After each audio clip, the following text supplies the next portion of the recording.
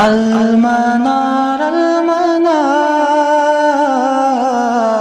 المنار المنار المنار المنار المنار اے امین علم و فن، اے حکمتوں کے انجمن، تجھ پہ نازاں ہے چمن، تجھ پہ نازاں ہے چمن۔ ان الحمد لله نحمده ونستعينه ونستغفره ونعوذ بالله من شرور انفسنا ومن سيئات اعمالنا، من يهده الله فلا مضل له ومن يضلل فلا هادي له، واشهد ان لا اله الا الله وحده لا شريك له، واشهد ان محمدا عبده ورسوله، اما بعد۔ آج ہمارا الورقات کی شرح کا 25واں لیکچر ہے۔ ہم تخصیص کے بارے میں پڑھ رہے تھے، قرآن کی تخصیص حدیث سے کرنا، حدیث کی تخصیص قرآن سے کرنا، متواتر کی تخصیص غیر متواتر سے کرنا وغیرہ، اس کے بارے میں ہم نے پڑھا۔ اب آخری مسئلہ تھا تخصیص کے بارے میں، وہ رہ گیا تھا، وہ یہ ہے کہ مصنف بیان کرتے ہیں وَتَخْصِيصُ النُّطْقِ بِالْقِيَاسِ وَنَعْنِي بِالنُّطْقِ قَوْلَ اللَّهِ سُبْحَانَهُ وَتَعَالَى وَقَوْلَ الرَّسُولِ صلی اللہ علیہ وسلم۔ مصنف کہتے ہیں وَتَخْصِيصُ النُّطْقِ بِالْقِيَاسِ، نطق کی تخصیص کرنا قیاس سے، قیاس سے نطق کی تخصیص کرنا۔ وَنَعْنِي بِالنُّطْقِ قَوْلَ اللَّهِ سُبْحَانَهُ وَتَعَالَى وَقَوْلَ الرَّسُولِ صلی اللہ علیہ وسلم۔ مصنف خود کہتے ہیں کہ نطق سے ہماری کیا مراد ہے؟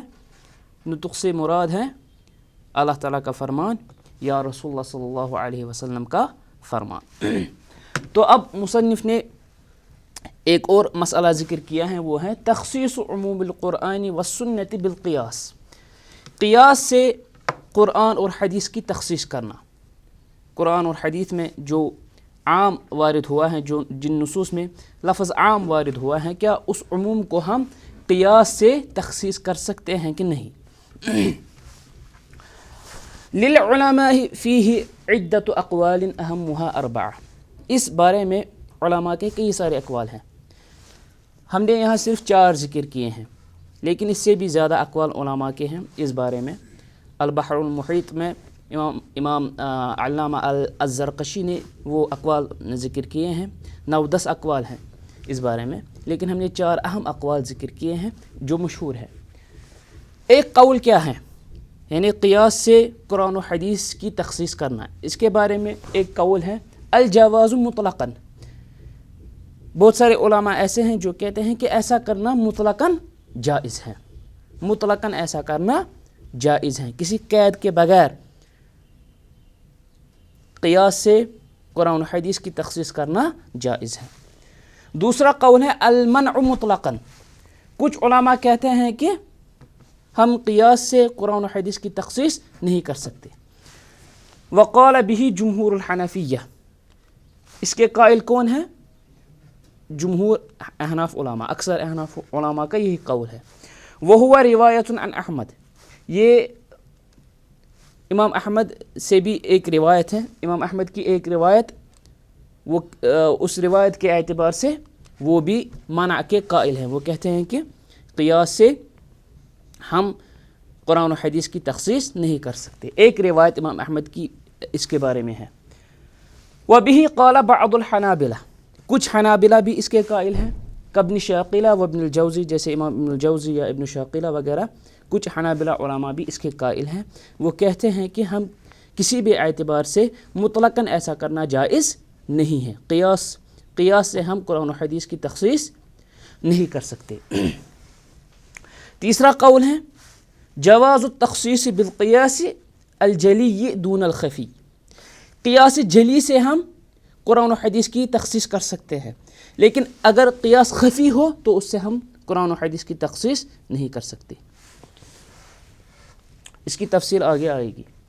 چوتھا قول ہے جواز التخصیص بالقیاس، قیاس سے ہم قرآن و حدیث کی تخصیص کر سکتے ہیں، لیکن اذا کان العام قد سبق تخصیصہ، لیکن انہوں نے یہ شرط رکھی ہے کہ جس عام کی ہم قیاس سے تخصیص کریں گے وہ عام مخصص ہو، یعنی جس پر پہلے سے ہی تخصیص وارد ہوئی ہو، جس پر پہلے سے ہی تخصیص وارد ہوئی ہو، اس عام کو ہم قیاس تخصیص کر سکتے ہیں۔ اختارہ کثیر من الحنفیہ، یہ بھی کچھ حنفی علماء کا بھی یہ کچھ ایسے حنفی علماء بھی ہیں جو کہتے ہیں کہ ہم قیاس قرآن و حدیث کی تخصیص کر سکتے ہیں، لیکن جب وہ عام مخصص ہو، جب اس عام پر پہلے سے ہی تخصیص وارد ہوئی ہو، جس کی تخصیص پہلے سے ہی کی گئی ہو۔ اب پہلا قول کیا ہے؟ الجواز مطلقاً، مطلقاً جائز ہونے کا قول۔ اب اس کی دلیل کیا ہے؟ اس کے بھی قائل بہت زیادہ علماء ہیں۔ اس کی دلیل کیا ہے؟ عمل الصحابۃ حیث خصصوا عموم بعض الآیات القرآنیہ بالقیاس۔ اس کی دلیل ہے، دلیل میں جو اس قول کے قائل ہیں وہ اس کی دلیل میں بیان کرتے ہیں کہ اس کی دلیل ہے صحابہ کے عمل رضوان اللہ تعالی علیہم اجمعین۔ ہم دیکھتے ہیں کہ وہ بھی قرآن و حدیث کے عموم کو قیاس سے تخصیص کرتے تھے، اور یہ قول وذهب الیہ جمہور اصولیین، جمہور اصولیون کا قول یہی ہے، اکثر اصولی علماء جو ہیں وہ اسی کے قائل ہیں کہ مطلقاً ایسا کرنا جائز ہے۔ وہ جمہور الائمہ، جمہور ائمہ کا یہ قول ہے کہ ابی حنیفہ والشافعی ومالک واحمد، جیسا ابو حنیفہ، امام شافعی، امام مالک، امام احمد وغیرہ چاروں ائمہ کا یہ قول ہے کہ مطلقاً ہم قیاس سے قرآن و حدیث کی تخصیص کر سکتے ہیں۔ احمد، لیکن احمد، امام احمد کے بارے میں احمد فی الوجہ الاقوی عنہ، احمد، یہ امام احمد کا بھی قول ہے، فی الوجہ الاقوی عنہ، قوی وجہ کے اعتبار سے۔ ایک ہوتا ہے امام کا قول، دوسرا ہوتا ہے الوجہ، جو میں نے یہاں نقل کیا ہے۔ میں نے یہاں قول کا ذکر نہیں کیا ہے، بلکہ میں نے کیا کہا یہاں؟ فی الوجہ الاقوی عنہ، قوی وجہ کے اعتبار سے، قوی وجہ کے مطابق۔ تو معلوم ہوا ایک تو ہوتا ہے امام کا قول منصوص، نے امام کا صراحتاً اس کے بارے میں کوئی قول ہو، کسی مسئلے کے بارے میں کسی امام کا واضح صریح قول ہو جو اس کے شاگردوں نے نقل کیا ہو، وہ ہوتا ہے قول منصوص۔ دوسرا ہے وجہ، وجہ کسے کہتے ہیں؟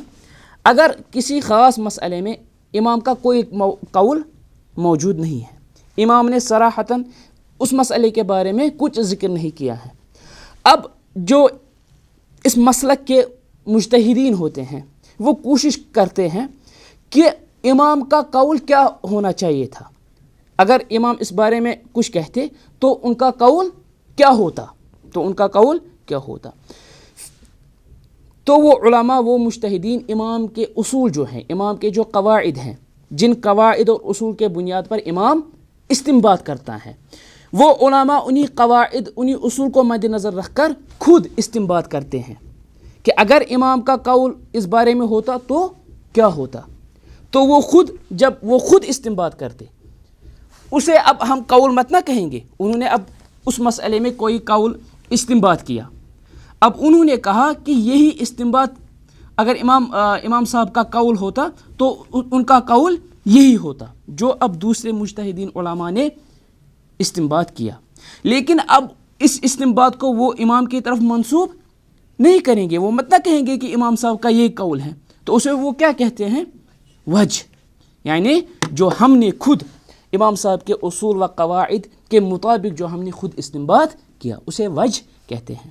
تو قوی وجہ کے اعتبار سے بھی یہ امام احمد بن حنبل کا قول ہے رحمہ اللہ۔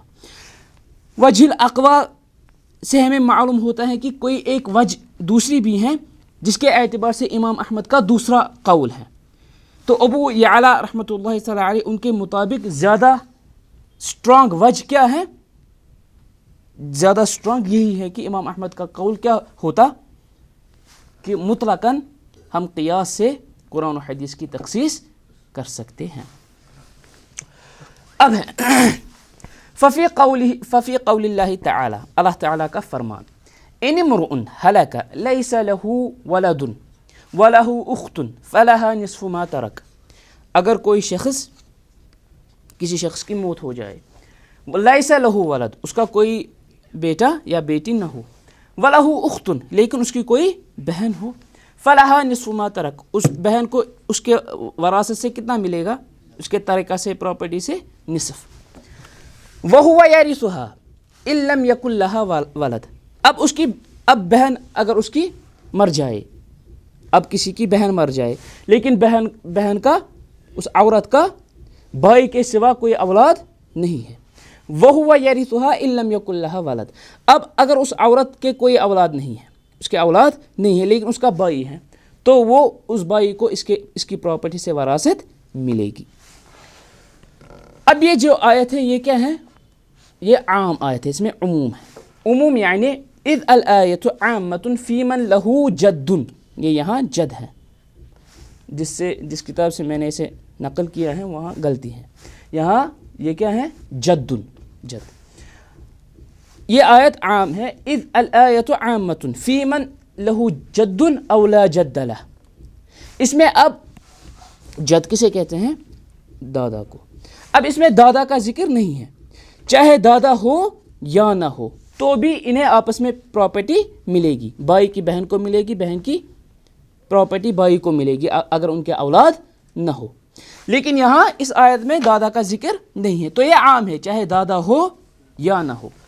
لیکن هذا العموم خصص بالقیاس حیث ذهب كثير من الصحابہ، لیکن اس عموم کو قیاس سے خاص کیا گیا، قیاس سے اس کو خاص کیا گیا۔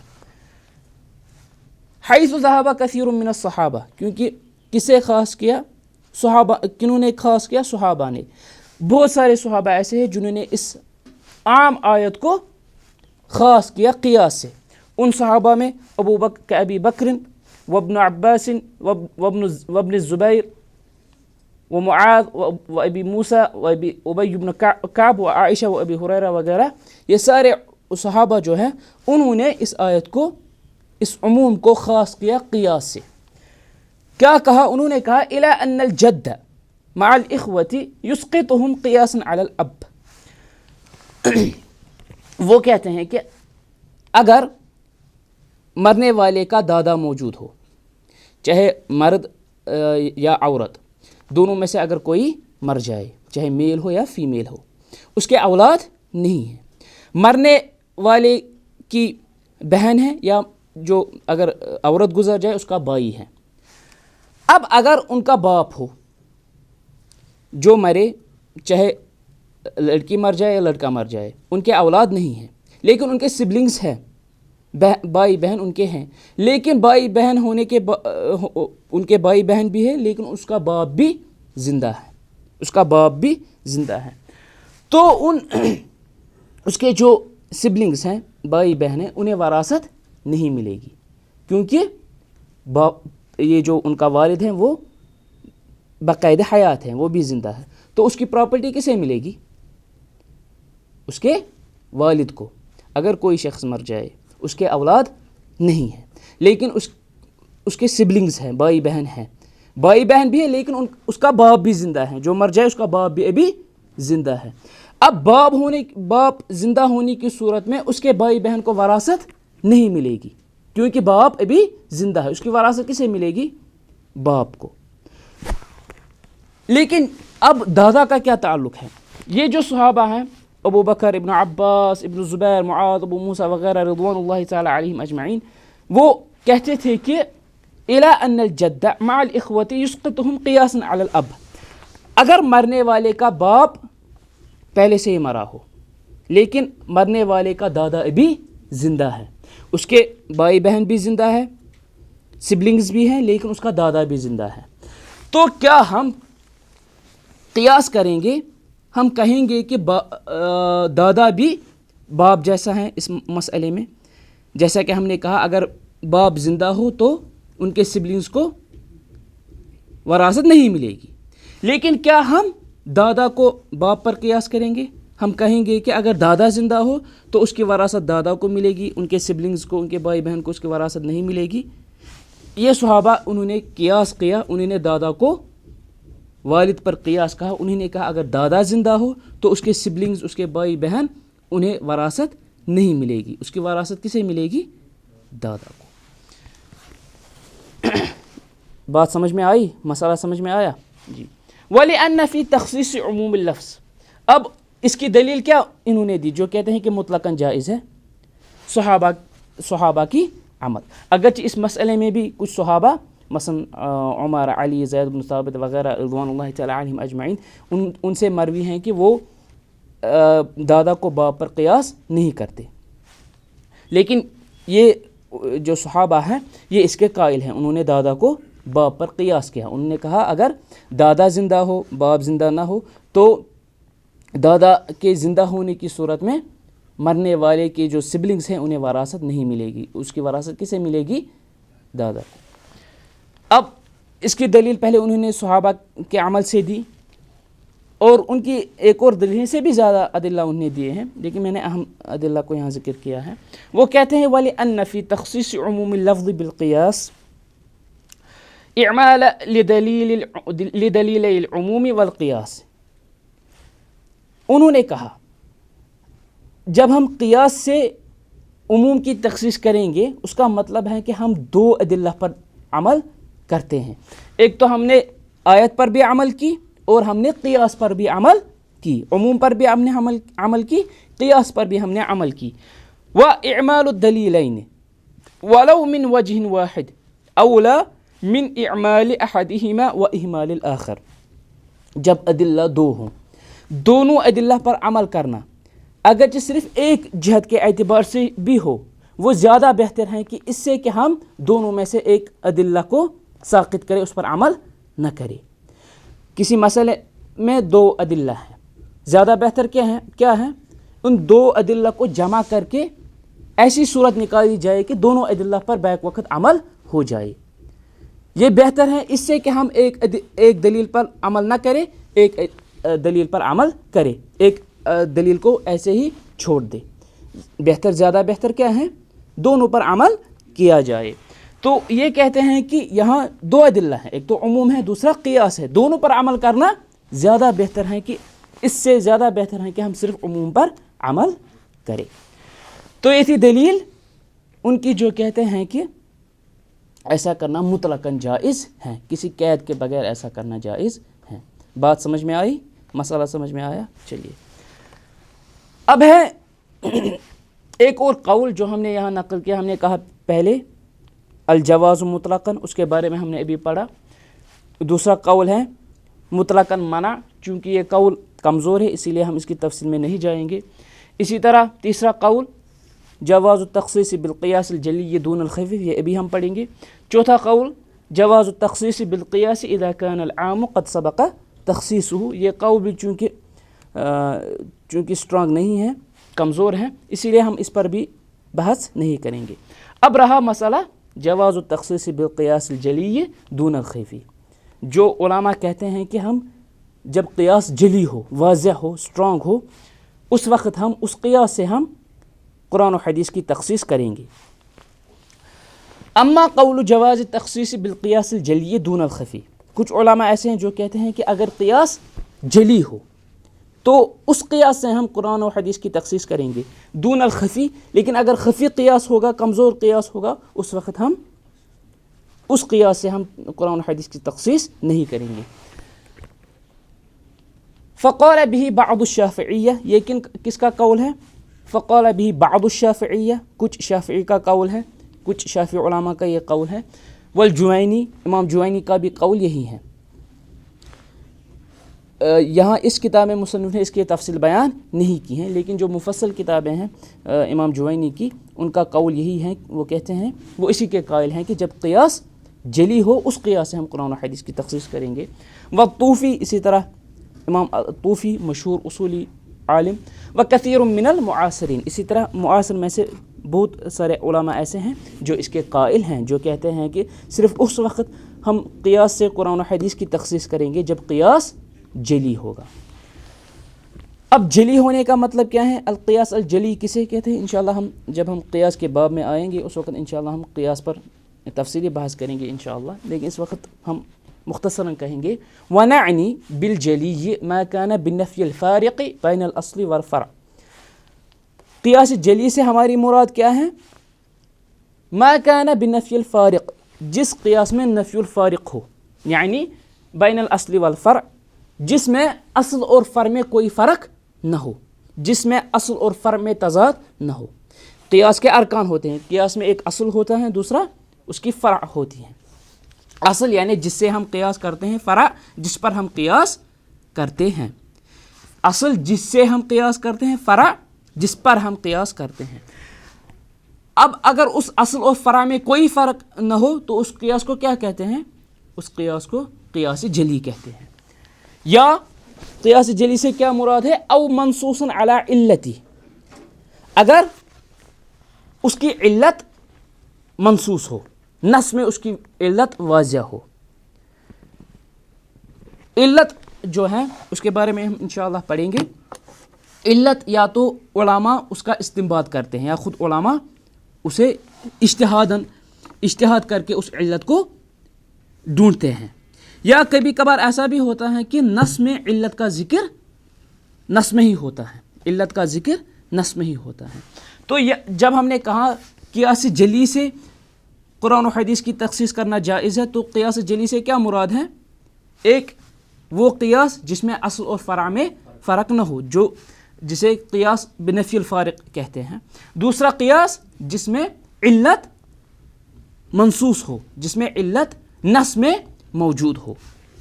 اب اس کی مثال التخصیص بالقیاس الجلی، قیاس جلی سے قرآن و حدیث کی تخصیص کرنے کی مثال، تخصیص عموم قوله تعالی، یہ اللہ تعالیٰ کا فرمان ہے، عام ہے، اس کی اب تخصیص کرنا قیاس جلی سے۔ دیکھیے اللہ تعالیٰ کا فرمان ہے الزانیۃ والزانی فجلدوا کل واحد منہما 100 جلدہ، جو بدکاری کرے چاہے مرد ہو یا عورت ہو تو ان کی سزا کیا ہے؟ 100، جو غیر شادی شدہ ہو۔ اب بقیاس العبد علی الامۃ والاکتفاء بجلدہ 50 جلدہ، اب اگر غلام بدکاری کرے گا، غیر شادی شدہ غلام اگر اس نے بدکاری کی، تو کیا ہم غلام کو لونڈی پر قیاس کریں گے؟ وذلك ان الامة ورد النص بأن حدها على النصف من حد الحرة، کیونکہ لونڈی جو ہے اس کے متعلق ہمارے پاس نص ہے کہ اس کی جو سزا ہے وہ آزاد عورت سے نصف ہے۔ فَإِنْ أَتَيْنَا، اللہ تعالیٰ کا فرمان ہے فَإِنْ أَتَيْنَا بِفَاحِشَةٍ فَعَلَيْهِنَّ نِصْفُ مَا عَلَى الْمُحْصَنَاتِ مِنَ الْعَذَابِ، اگر وہ فحاشی کرے، بدکاری کرے یعنی لونڈیا، تو ان پر کیا ہے؟ جو آزاد عورت ہے اس کے نصف، جو اس کی حد ہے، اس کی نصف حد اس پر لگائی جائے گی، لونڈی پر۔ تو لونڈی کے بارے میں ہمارے پاس نص ہے، غلام کے بارے میں ہمارے پاس نص نہیں ہے۔ تو کیا ہم غلام کو لونڈی پر قیاس کریں گے؟ اگر غلام نے بدکاری کی، غیر شادی شدہ غلام ہے، اگر اس نے بدکاری کی تو اس کے بارے میں بھی ہم یہی کہیں گے کہ اس پر 50 کوڑے ہمیں لگانے ہیں، 100 کوڑے نہیں لگانے ہیں، کیونکہ اس کو ہم لونڈی پر قیاس کریں گے۔ فَيُقَاسُ الْعَبْدُ عَلَى الْأَمَةِ لِعَدَمِ الْفَارِقِ بَيْنَهُمَا، ہم اس وقت اس مسئلے میں ہم غلام کو لونڈی پر قیاس کریں گے، کیونکہ غلام اور لونڈی میں کوئی فرق نہیں ہے، غلام اور لونڈی میں کوئی فرق نہیں ہے۔ اسے لعدم الفارق، ہم نے قیاس کیوں کیا؟ ہم نے غلام کو لونڈی پر قیاس کیوں کیا؟ کیونکہ ان کے درمیان کوئی فرق نہیں ہے۔ فَيَكُونُ حَدُّهُ 50 جلدہ، تو اس کی حد بھی کیا ہوگی؟ 50 کوڑے۔ واتفق الصحابة على الحاق العبد بالأمة في تنصيف الحد، اسی لیے ہم دیکھتے ہیں کہ صحابہ کا اتفاق ہے اس مسئلے میں، وہ ان کا اس مسئلے پر اتفاق ہے کہ غلام کی حد جو ہے وہ نصف ہے، یعنی 50 کوڑے۔ تو یہاں یہ کس کی مثال تھی؟ قیاس جلی سے قرآن و حدیث کی تخصیص کرنا. اب رہ گیا مثال التخصیص بالقیاس اذا كانت العلت منصوصہ. ہم نے کہا قیاس جلی سے کیا مراد ہے؟ ایک تو وہ قیاس جس میں اصل اور فرع میں فرق نہ ہو، دوسرا وہ قیاس جس میں علت، جب ہم قیاس کریں گے تو اصل سے جب ہم فرع پر قیاس کریں گے تو اس اصل میں علت منصوص ہو. اذا كانت العلة منصوصة. اب اس کی مثال قال اللہ عز وجل، اللہ تعالیٰ کا فرمان ہے وَأَحَلَّ اللَّهُ الْبَيْعَ وَحَرَّمَ الرِّبَا. اللہ تعالیٰ نے بیع کو، کاروبار کو حلال کیا، وحرم الربا، اور ربا کو حرام قرار دیا. جو اب یہ ہے وَأَحَلَّ اللَّهُ الْبَيْعَ، اللہ تعالیٰ نے بیع کو، لین دین کو، تجارت کو حلال قرار دیا. یہ بیع کس کا فائدہ، یہ لفظ بیع کس کا فائدہ دیتا ہے؟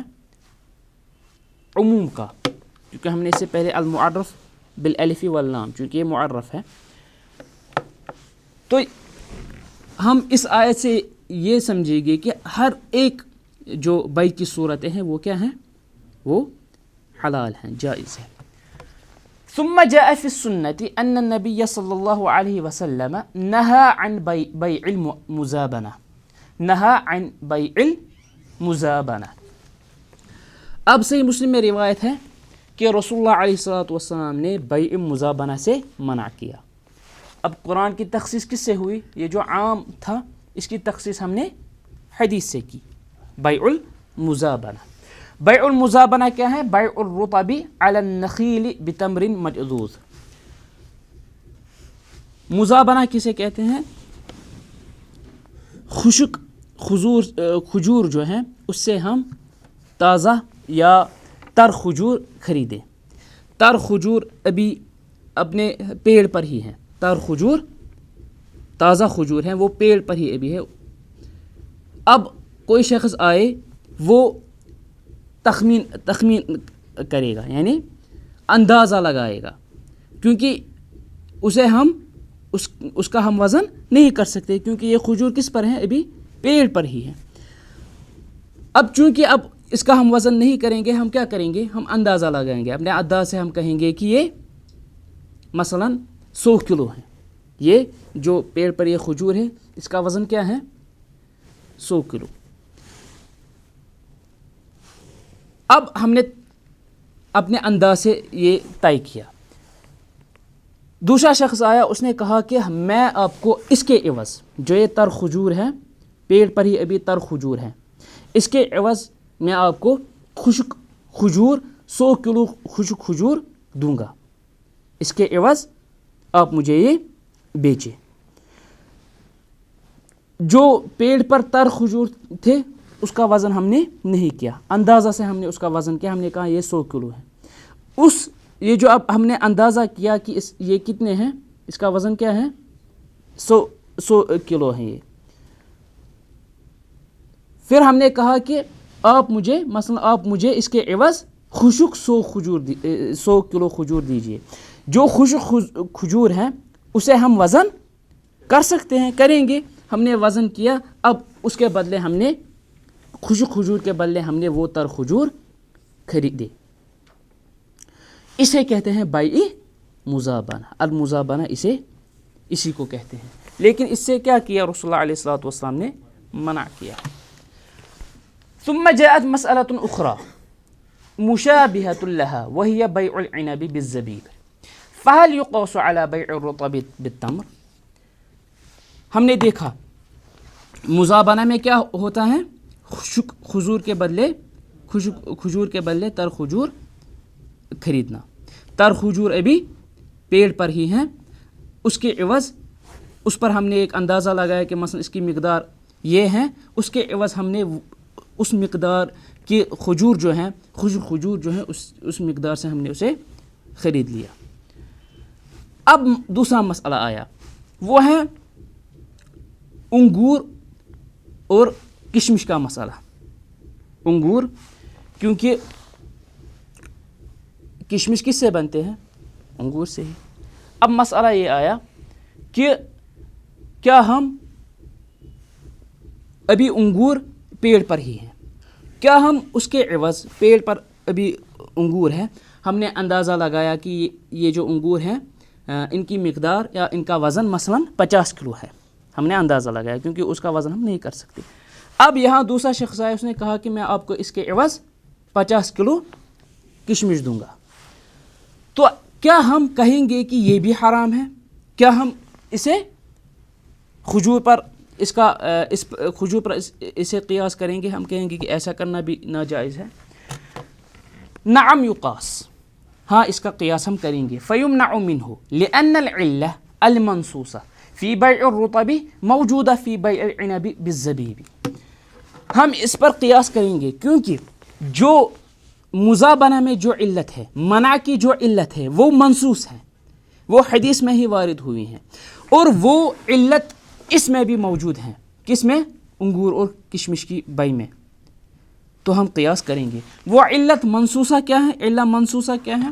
وہ ہے رسول اللہ علیہ السلام کا فرمان، جب انہیں اس کے مزابنہ کے بارے میں، تر کھجور کو کھجور کے عوض بیچنے کے بارے میں جب رسول اللہ علیہ السلام سے سوال کیا تو ان نے فرمایا الیس ینقص الرطب اذا جف، الیس ینقص الرطب اذا جف، کیا جب وہ تر کھجور جب وہ خشک ہوتے ہیں کیا وہ کم نہیں رہ جاتے؟ اس کا وزن وغیرہ کم نہیں ہوتا؟ انہوں نے کہا ہاں. رسول اللہ علیہ السلام نے فرمایا فلا اذن، بس ایسا پھر جائز نہیں ہے. یہ صحیح ابن حبان، مسند احمد وغیرہ کی روایت ہے. تو رسول اللہ علیہ السلام نے اس سے منع کیا، لیکن کس وجہ سے منع کیا؟ علت کیا ہے؟ کہ جب تر کھجور خشک ہو جائیں گے ان کا وزن کم ہو جائے گا. یہ بعین ہی یہ علت کس میں موجود ہے؟ اس صورت میں جو ہم نے انگور اور کشمش کی صورت بیان کی. چونکہ یہاں علت منصوصہ ہے، یہاں نص میں ہی علت وارد ہوئی ہے، تو ہم کہیں گے کہ یہ بھی ایسا کرنا بھی جائز نہیں ہے. انگور اور کشمش، جو انگور ہو اس کے عوض کشمش سے اسے خریدنا ایسا جائز نہیں ہے. یہ ہم نے مثال دی، اگرچہ اس کے بارے میں نص بھی وارد ہوئی ہیں، یعنی بیع العنب بالزبیب کے بارے میں حدیث وارد ہوئی، اس کے منع کے بارے میں واضح حدیث بھی موجود ہے. لیکن اس صورت میں ہم نے یہ مثال سمجھی، اگر اس کے بارے میں نص موجود نہ ہوتی تو کیا ایسا کرنا جائز ہوتا کہ نہیں. تو یہ تھی مثال التخصیص بالقیاس اذا كانت العلہ منصوصہ. سمجھ میں آئی؟ یہ بات سمجھ میں آئی؟ یہ مسئلہ سمجھ میں آیا؟ جی. اب ہے جب یہ جو ہم ابھی ڈسکس کر رہے تھے کہ کچھ علماء قیاس جلی سے تخصیص کرنے، قرآن و حدیث کی تخصیص کرنے کے قائل تھے، کچھ دوسرا قول کہتے تھے. تو اب اس کا اثر مسائل پر کیا پڑتا ہے؟ اس کا اثر مسائل پر کیا پڑتا ہے؟ دیکھیں، تضمین السارق المال المسروق اذا استهلكه او هلك في يده. کسی نے چوری کی، اب جو مال اس نے چرایا یا تو اس نے وہ مثلا بیچ ڈالا، استعمال کیا، یا وہ اب ضائع ہو گیا، ہلاک ہو گیا، مثلا ٹوٹ گیا وغیرہ، خراب ہوا. تو کیا اس چور پر لازم ہے کہ وہ اس کا تاوان ادا کرے؟ اس کا تاوان ادا کرنا چور پر لازم ہے کہ نہیں؟ قرآن میں دیکھیں کیا ہے، والسارق والسارقۃ فاقطعوا ایدیہما جزاء بما کسبا نکالا من اللہ. قرآن نے فرمایا، اللہ تعالیٰ نے فرمایا قرآن میں کہ چور جس نے چوری کی، چاہے مرد ہو یا عورت ہو، تو اس کے ہاتھ کاٹو. جزاء بما کسبا، جزاء بما کسبا، یہ جزا کس کی ہے؟ یہ سزا ہے جو اس نے کیا. بما کیا ہے؟ ما، ہم نے کہا ما عموم کا صیغہ ہے، ما عموم کا فائدہ دیتا ہے. تو اتفق العلماء على أن المال المسروق إذا وجد بعينه عند السارق وجب عليه ردہ لصاحبہ. علماء کا اتفاق ہے اگر چور کے پاس بعین ہی جو چوری کیا ہوا مال اس کے پاس بعین ہی موجود ہو، مثلا اس نے موبائل لیا، اب بعین ہی وہ چور کے پاس ہمیں ملا، اس پر علماء کا اتفاق ہے کہ چور پر واجب ہے کہ وہ جو فون اس نے لیا وہ اسے واپس کر دے. واختلفوا، لیکن علماء کا اختلاف ہے فیما اذا تلف المال عند السارق هل يضمنه. لیکن اگر اب جو چور نے مال چوری کیا اس نے وہ یا تو مثلا اس نے وہ استعمال کیا یا وہ خراب ہوا، تو اس صورت میں کیا چور پر لازم ہے کہ وہ اس کا تاوان ادا کرے؟ اس بارے میں علماء کا اختلاف ہے. بعین ہی وہ چوری کا مال اب چور کے پاس موجود نہیں ہے، کیا اس وقت اب ہم کیا کریں گے؟ اس مسئلے میں علماء کا اختلاف ہے. فذهب ابو حنیفہ فی المشہور عنہ الى انه لا ضمان علیہ. مشہور ہیں امام ابو حنیفہ رحمۃ اللہ تعالی علیہ سے مشہور ہیں کہ وہ کہتے ہیں کہ اب چور پر اس کا تاوان ادا کرنا لازم نہیں ہے. وذهب الشافعی واحمد الى وجوب الضمان. لیکن امام شافعی اور امام احمد کہتے ہیں کہ اس پر اس کا تاوان ادا کرنا لازم ہے، واجب ہے. وفصل مالک وفرق بین الموسر والمعسر. امام مالک نے فرق کی، انہوں نے فرق کی کہ اگر چور تنگ دست ہو یا چور مالدار ہو، انہوں نے یہ فرق کی. انہوں نے کہا فَإِن كَانَ مُوسِرًا ضَمِنَ وَإِلَّا فَلَا ضَمَانَ عَلَيْهِ.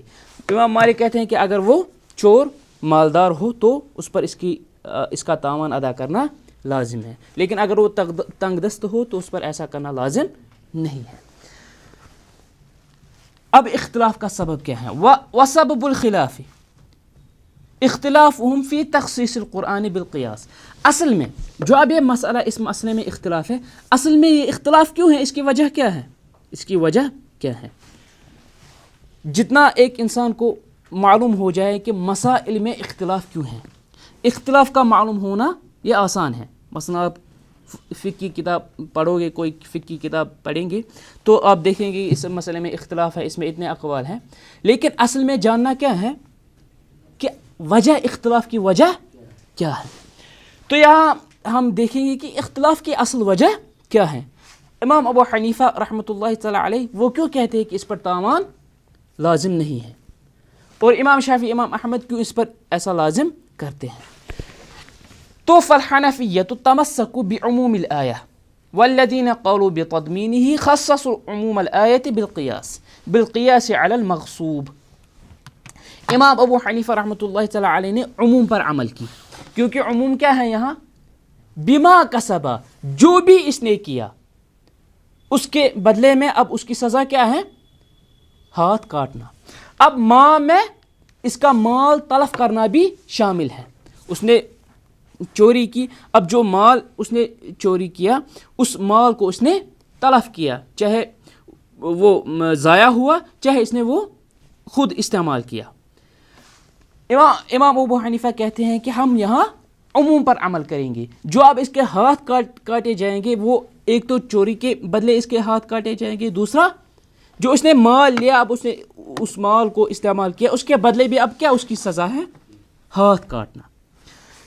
لیکن جو کہتے ہیں کہ نہیں اس پر پھر بھی لازم ہے، اگر وہ مال تلف ہوا، اس کے ہاتھ میں وہ مال تلف ہوا، اس نے وہ استعمال کیا یا وہ ضائع ہوا، اس کے باوجود بھی اس پر اس کا تاوان ادا کرنا لازم ہے.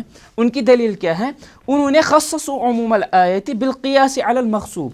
انہوں نے کہا ہاں عموم تو وارد ہوا ہے لیکن ہم اس کی تخصیص کریں گے کس سے؟ قیاس سے. قیاس کس پر کریں گے؟ مغصوب سے، یعنی جو غصب کرے، جو کوئی مال غصباً کوئی مال لے، انہوں نے اس پر قیاس کیا. وقالوا، اور انہوں نے کہا کل ما وجب رد عینہ وجب ضمانہ کالمغصوب.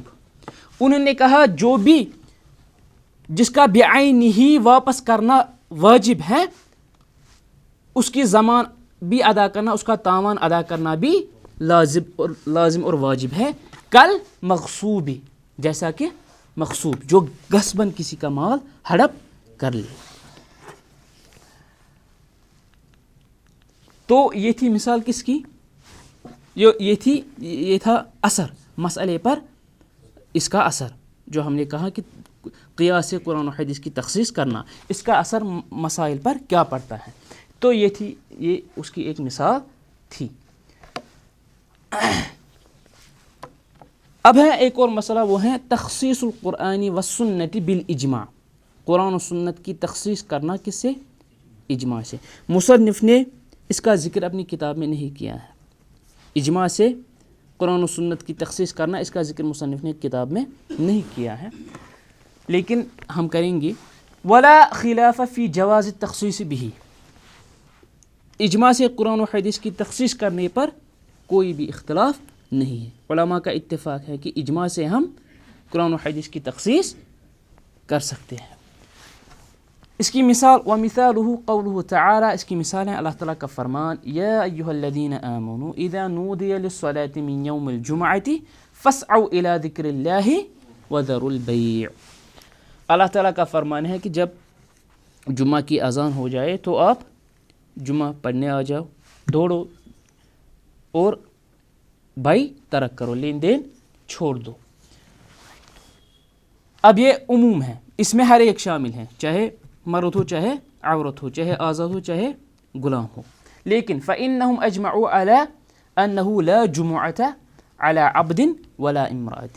لیکن علماء کا اتفاق ہے، اجماع ہے کہ عورت اور غلام پر جمعہ ادا کرنا فرض نہیں ہے.